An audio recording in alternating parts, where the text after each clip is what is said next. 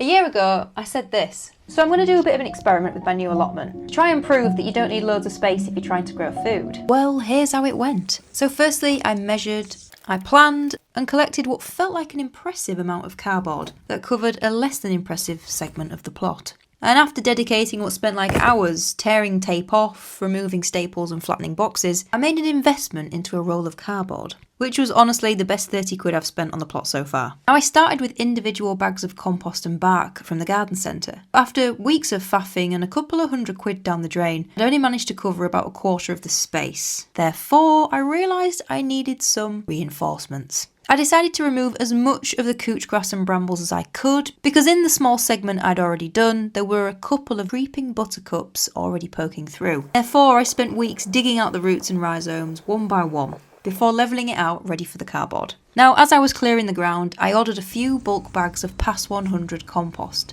and pan vutchip for the pathways. You can't not say that in a German accent. But, of course, they arrived on the windiest Sunday imaginable. Therefore, I called my family in for reinforcements, and they, bless them, dedicated the whole day to laying it all with me, which finally made it feel like a real garden. But this was only just the start, because it was at this point I realised that I actually had to start growing things. And I did.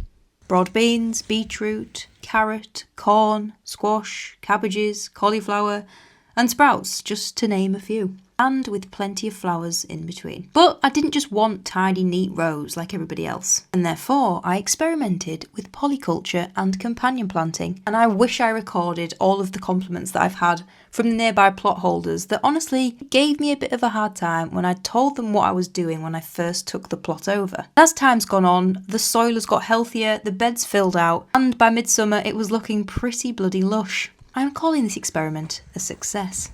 And if you want a full guide on what I used, what I learned, and the mistakes I made so you can skip them when you're setting up your first plot, just comment the word scratch and I'll send you the link to the PDF's guide that I have put together for you.